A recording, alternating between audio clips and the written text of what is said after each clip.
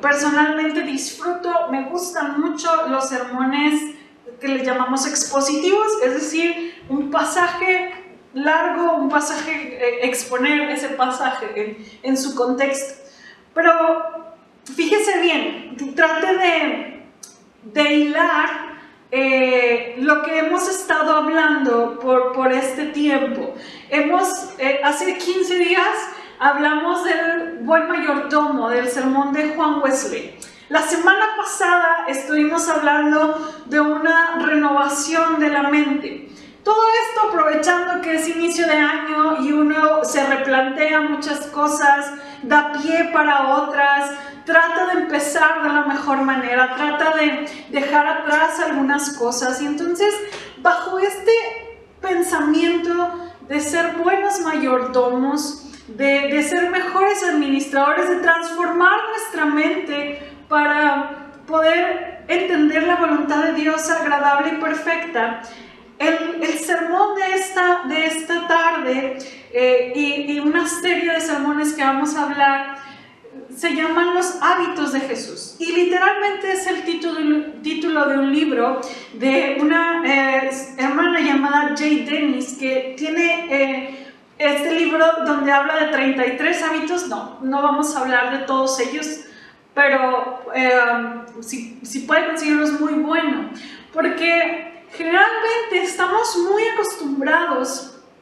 a poner atención a las enseñanzas de Jesús. Estamos acostumbrados a ver al Jesús divino, y esta parte nos encanta porque es la parte de los milagros, de la parte sobrenatural de Jesús, pero nos pasamos de largo la humanidad un poco de Jesús y de las cosas que hacía Jesús, no tanto las cosas que decía o los milagros que él hacía o formaba, sino esos son nuestros enfoques. Y esta mujer lo que hace es detenerse a ver los hábitos de Jesús, cómo vivía Jesús, qué hacía Jesús y qué cosas de esas que hacía Jesús pueden ser imitables, que podemos nosotros traer ese hábito.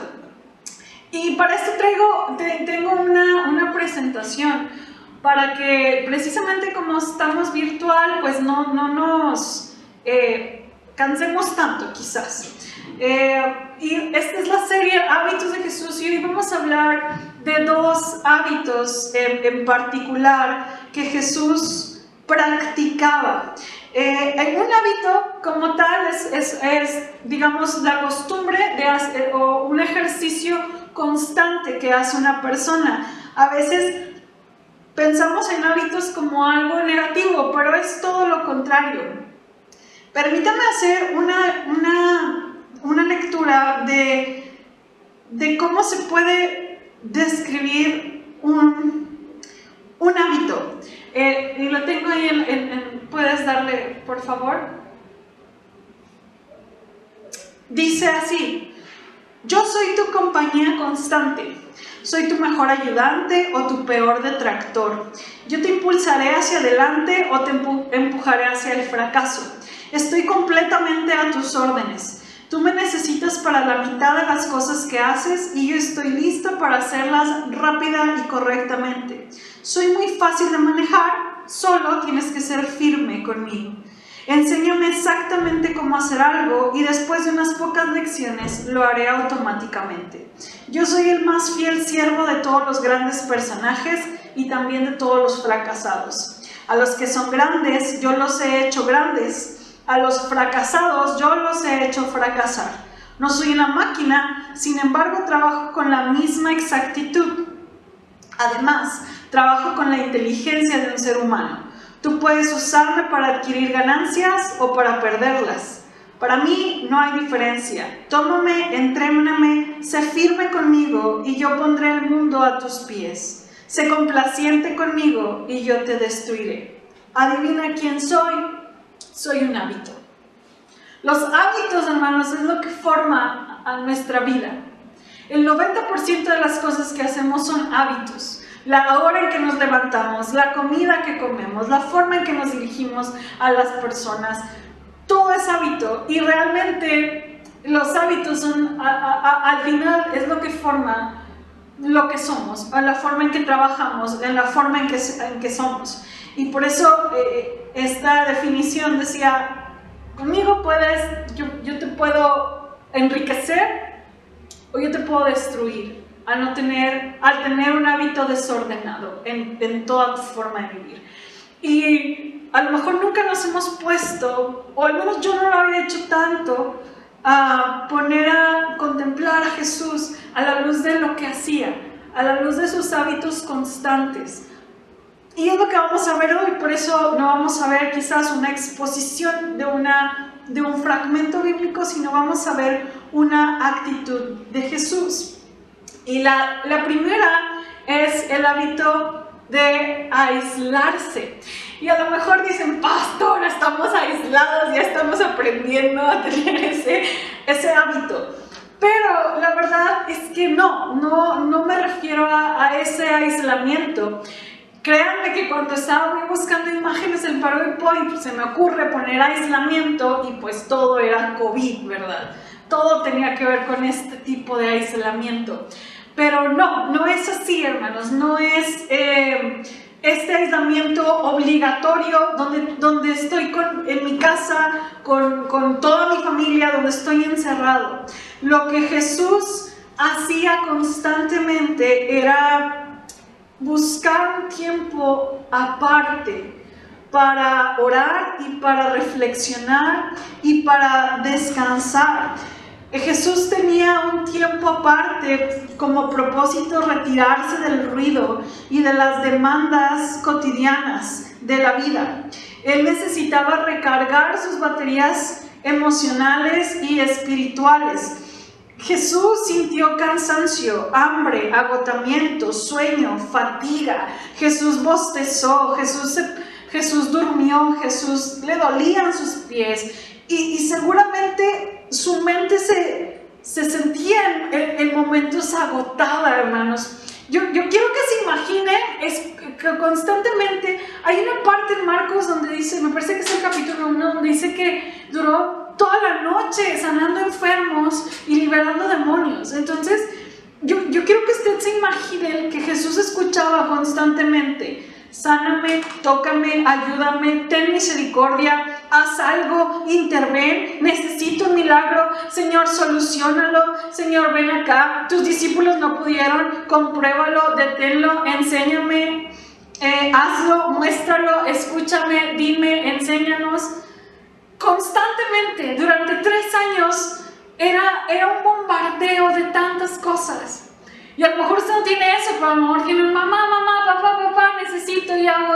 Y son muchos ruidos que tenemos a lo largo del día. Y necesitamos un momento de descanso. Necesitamos un momento donde esto se apague. Y Jesús lo hacía. Y si Jesús lo hacía, la invitación de esto es que usted también lo pueda hacer. Siguiente, Pablo, por favor. Fíjense bien, cuántas veces, y no puse todas, vemos en las Escrituras esto. Dice Marcos 1:35, levantándose muy de mañana, siendo aún muy oscuro, salió y se fue a un lugar desierto y ahí oraba. Juan 6:15 dice, pero entendiendo Jesús que iban a venir para apoderarse de él y hacerle rey, volvió a retirarse al monte a él solo. Siguiente, por favor. Lucas 5:16, mas él se apartaba a lugares desiertos y oraba. Mateo 14:23, despedida la multitud, subió al monte a orar aparte, y cuando llegó la noche estaba allí solo. Él les dijo, Marcos 6:31 y 32, él les dijo, venid vosotros aparte a un lugar desierto, descansad un poco, porque eran muchos los que iban y venían, de manera que ni aún tenían tiempo para comer. Es decir, Jesús quería retirar a sus discípulos a un lugar aparte para comer. Querida iglesia, las demandas constantes desgastan el cuerpo, vacían las emociones y agotan el espíritu. Vemos que Jesús se apartaba en medio de estas demandas porque necesitaba ser renovado y restaurado. Lo que pasa durante la soledad, durante esos tiempos, determinará lo que pasa públicamente. Mire hacia atrás y pregúntese, ¿cuándo fue el día en que usted pudo ver las cosas más claramente? ¿Por qué Jesús se aislaba con frecuencia? Siguiente, por favor. ¿O para qué Jesús se aislaba? Bueno, Jesús se aislaba para orar. Vemos constantemente que Jesús estaba solo y oraba. Jesús también usaba ese tiempo para descansar. Tenía esos momentos de descanso. Había una imagen cuando estuve buscando en Google las imágenes para hacer las diapositivas. Me llamaba mucho la atención. Una, seguramente, era una pintura obviamente, pero estaba Jesús recargado en una montaña, viendo hacia el cielo, con las manos así como aún cuando uno está a gusto y con una sonrisa. Supongo yo creo que el autor de esa pintura se imaginaba un Jesús descansando, hablando con el Padre. También usaba este tiempo para comer, como veíamos, que es importante. Incluso pensaba en los discípulos. Y Jesús también usaba este tiempo para tomar una perspectiva diferente, hermanos. A veces entre el ruido, entre la presión de los días, entre tantas cosas, uno no se detiene a realmente tomar una decisión bien pensada, una decisión totalmente reflexionada. Entonces, vemos a Jesús que se fue a orar al Getsemaní, por ejemplo, y él decía, Señor, si puedes, evita que pase esto, pero que no se haga mi voluntad. Jesús tenía estos momentos para escuchar a Dios y para obtener una respuesta o una perspectiva correcta ante lo que había de venir, ante las decisiones que tenía que tomar. Necesitaba un tiempo de silencio y poder pensar claramente. Cuando yo estaba haciendo este sermón, pensaba mucho en Pablo, porque cuando yo me casé con él, me costaba mucho trabajo cuando él me pedía espacio para estar solo, para tener su tiempo a solas. Yo soy una persona que puede estar hablando mucho tiempo, todo el tiempo, y para mí era como, ¿por qué quieres tu espacio, no? Y él me decía que él necesitaba recargarse, que él usaba el tiempo a solas para tomar pilas. Y me ha costado mucho trabajo comprenderlo, pero me admiro ahora porque Jesús era así. Jesús era una persona que nos invita a decir, necesitas tener un tiempo donde puedas descansar tu mente del ruido, en mi caso de tanto hablar, pero necesitas tener un tiempo de descanso mental.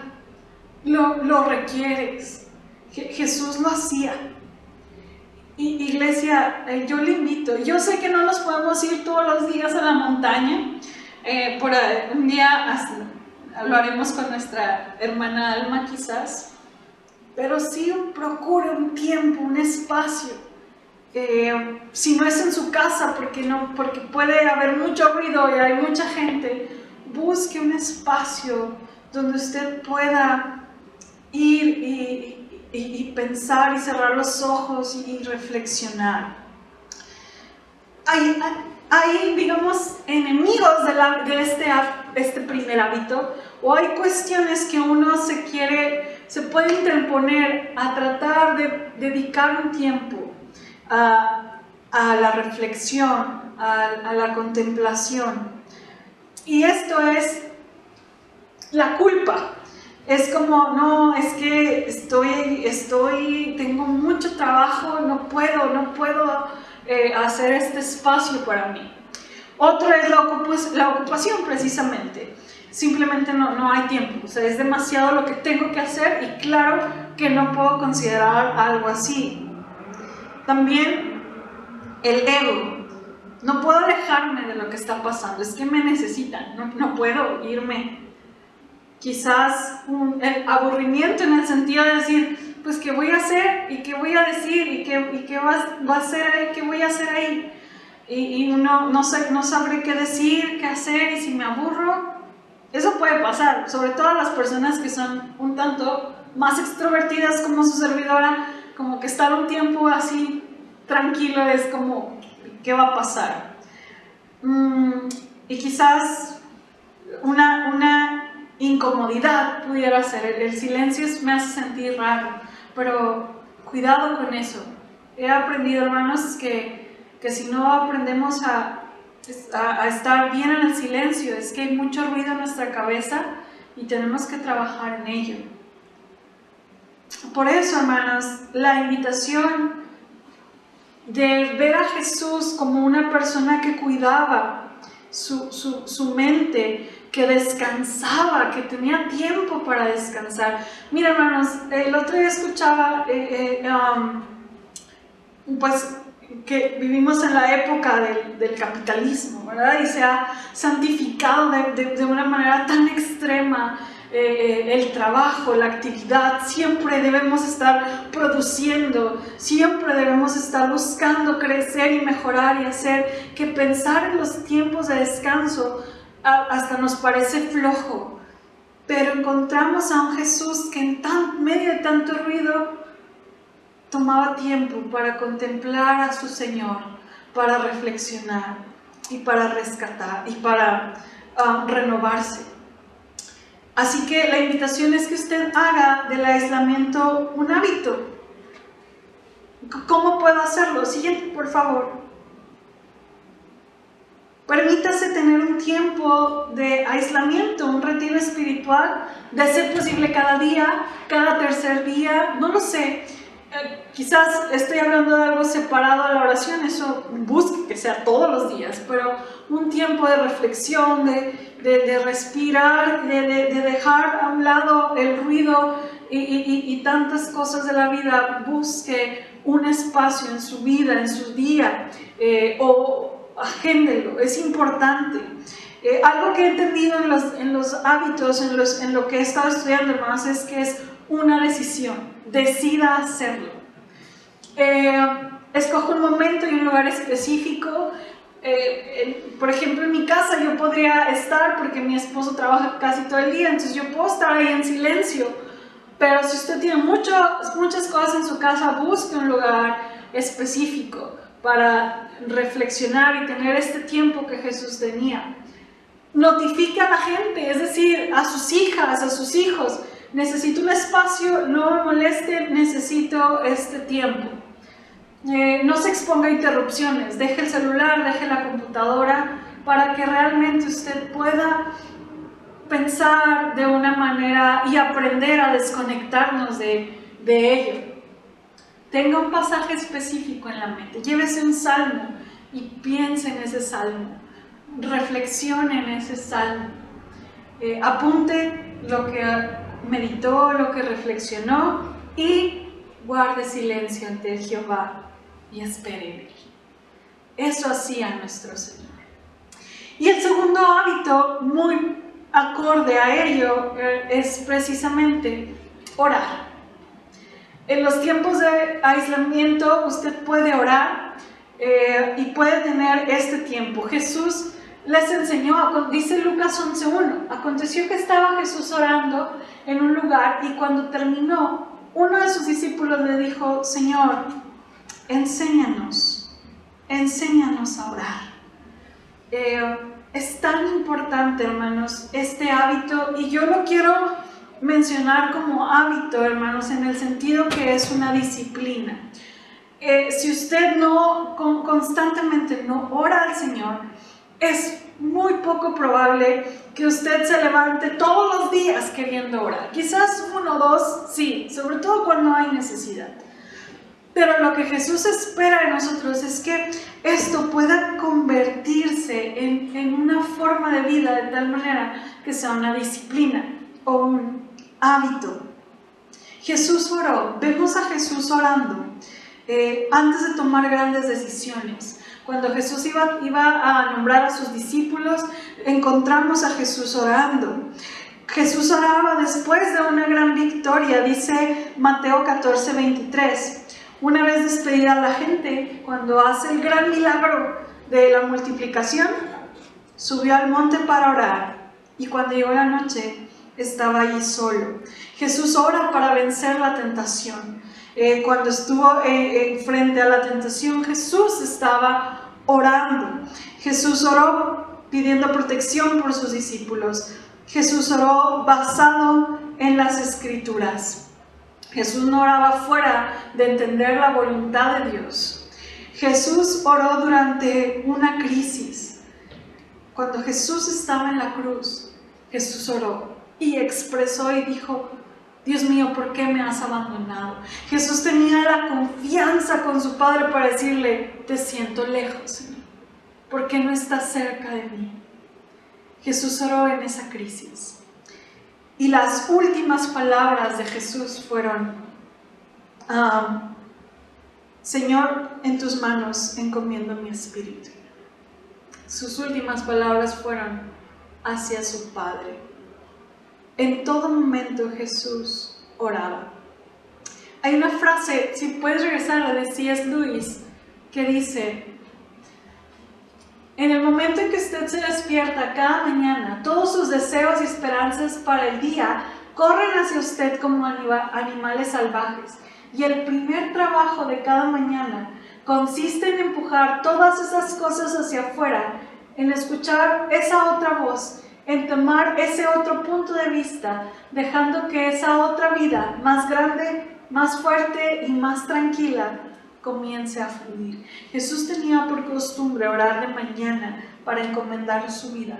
Y es lo que C.S. Lewis dice: todo esto que se nos viene de todo lo que tengo que hacer, todas mis emociones, todos mis problemas, a ese ser que tiene más sabiduría, más fuerza, más poder, más todo, encomiende su día y su vida. Iglesia, siguiente por favor. Jesús enseñó a orar por medio del Padre Nuestro. Y fácilmente tiene 5 aspectos. Traté de hacer 5 palabras con A para que no se nos olviden cuando usted busque orar. Quizás esto es una clase, dicen: ay, pastora, no sé, esto lo conocemos, qué bueno, hermanos, pero siempre afirme esto y nunca deje que la oración sea algo que se convierta solamente en el pedir, sino en la experiencia de estar con el Padre. Y para ello Jesús invitaba a alabar. Dentro de la alabanza es precisamente el conocimiento de la palabra. ¿Quién es Dios? ¿Quién es ese Dios al que tengo que alabar? ¿Cómo es Él? Agradecer, arrepentirnos, amar a otros, es decir, interceder por otros, y auxilio, es decir, mi necesidad. Alaba, agradece, arrepiéntete, ama a los otros orando por ellos, y tu auxilio viene del Señor. Esa es la oración. Y termino invitando a que hagas de la oración un hábito. Decide orar. Decídelo. Es una decisión que tú debes de tomar. Todos los días es decidir orar. Haz de la oración una parte de tu vida diaria. Si no es en la mañana, busca un espacio. Yo sé que muchos de nosotros decimos: es que yo oro mientras voy al camino, mientras... Es perfecto, es muy bueno que usted ore, pero si usted tiene un tiempo precisamente de contemplación, de reflexión bíblica, de oración, es buenísimo. Decida hacerlo. No espere horas de eso, pero decida un tiempo de oración. Ore a Dios meditando en su palabra. Decida que nunca tomará una decisión importante sin haber orado. Ore con sencillez.